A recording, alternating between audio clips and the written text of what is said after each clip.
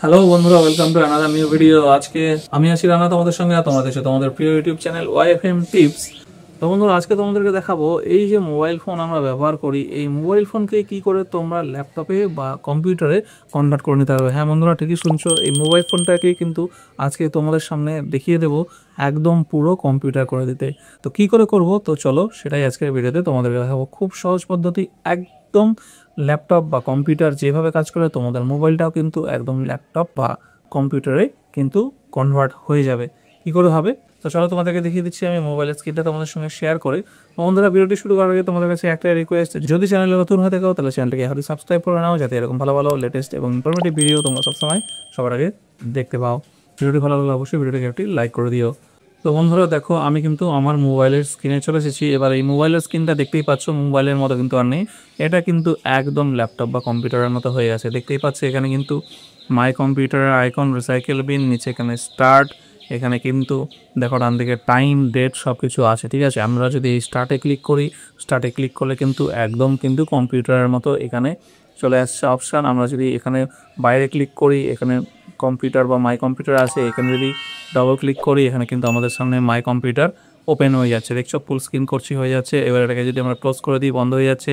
এখানে যদি আমরা রাইট ক্লিকের কাজটা যেটা করি, একটু ট্যাপ করে ধরে থাকবো, ধরে থাকলে এখানে পার্সোনালাইজে ক্লিক করার পরে কিন্তু আমরা এখান থেকে আমাদের যে ডেস্কটপের ওয়ালপেপার আছে সেটাকেও কিন্তু আমরা চেঞ্জ করতে পারবো।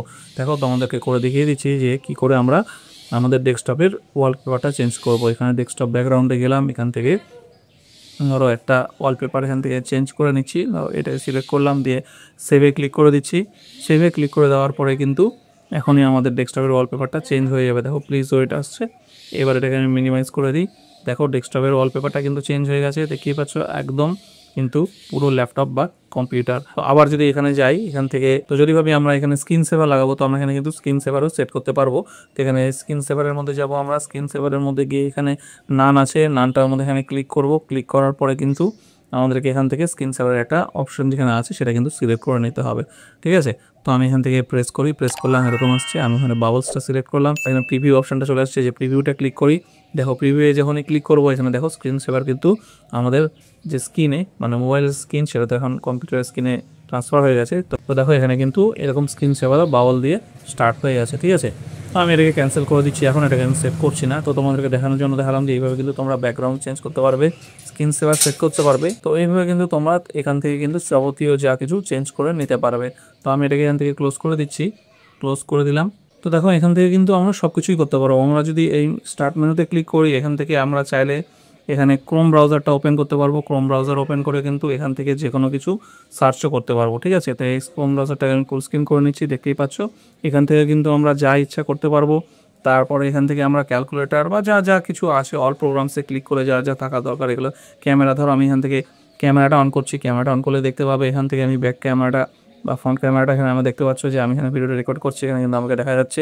আমি যদি এটা ব্যাক করি, আমার এখানে যে ক্যামেরায় রেকর্ড হচ্ছে, দেখতেই পাচ্ছ যে আমি এখানে একটা কিন্তু এইভাবে টুলের উপরে ক্যামেরা রেখে রেকর্ড করি, এটাও দেখতে পাচ্ছ। ঠিক আছে, তো এইভাবে কিন্তু আমরা ক্যামেরাটাকেও কিন্তু কাজ করতে পারবো, যা যা যা কিছু আছে সব কিছু কিন্তু আমরা এখান থেকে কিন্তু ইউজ করতে পারবো। তো বন্ধুরা, বুঝতেই পারছো যে কী করে তোমরা তোমাদের মোবাইলটাকে কিন্তু একদম ল্যাপটপ বা কম্পিউটারে কনভার্ট করে নিতে পারবে। এইবার এখান থেকে আমি যদি স্টার্ট মেনুতে যাই, স্টার্ট মেনুতে দিয়ে এই শাটডাউনে ক্লিক করি, শাটডাউনে ক্লিক করলে কিন্তু একদম কম্পিউটার যেভাবে শাটডাউন হয়, বন্ধ হয়, সেভাবে কিন্তু এটাও বন্ধ হয়ে আমাদের ফোনে ফেরত চলে এলো। তো বন্ধুরা, এটা আমরা কি করে করব, দেখো খুব সহজ একটা ব্যাপার।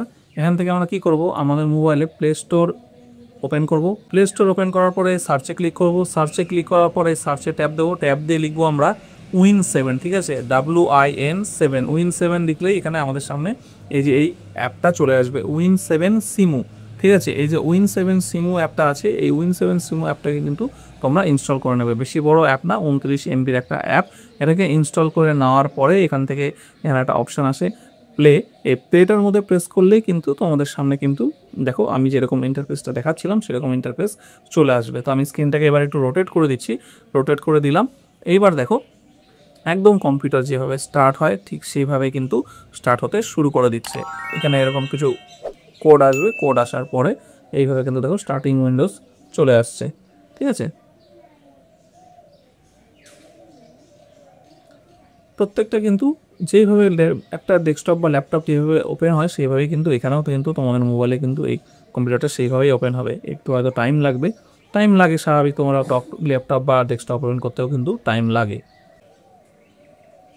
তো দেখো এখানে কিন্তু স্টার্টের পরে এরকম একটা অপশন চলে এসেছে। এবার আমরা এখানে গেস্টে ক্লিক করব, নাহলে সুইচ ইউজারে ক্লিক করব। যদি সুইচ ইউজারে ক্লিক করি তাহলে একটা অ্যাকাউন্ট তৈরি করতে হবে নাম পাসওয়ার্ড দিয়ে, আর গেস্টে ক্লিক করলে কিন্তু নর্মালি আমাদের নর্মাল লগ ইন হয়ে একদম ডেস্কটপে যেরকম হয় সেরকম চলে আসবে।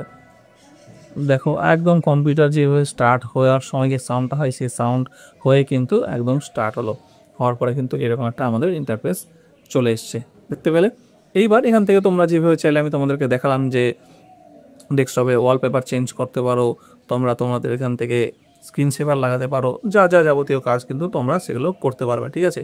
তো বন্ধুরা এইভাবে কিন্তু তোমরা একদম তোমাদের মোবাইলটাকে একদম কম্পিউটারে ট্রান্সফার করে নিতে পারবে এবং তোমাদের বন্ধু বান্ধবদেরকে দেখাতে পারবে যে কি করে তোমরা তোমাদের এই মোবাইলটাকে কম্পিউটারে ট্রান্সফার করে নিয়েছো। সবাই কিন্তু তোমাদের এই পিক্সটা দেখলে কিন্তু একদম অবাক হবেই হবে, কেউ কিন্তু বুঝতেই পারবে না যে এটা তোমার হাতে আসলে কি কম্পিউটার না মোবাইল।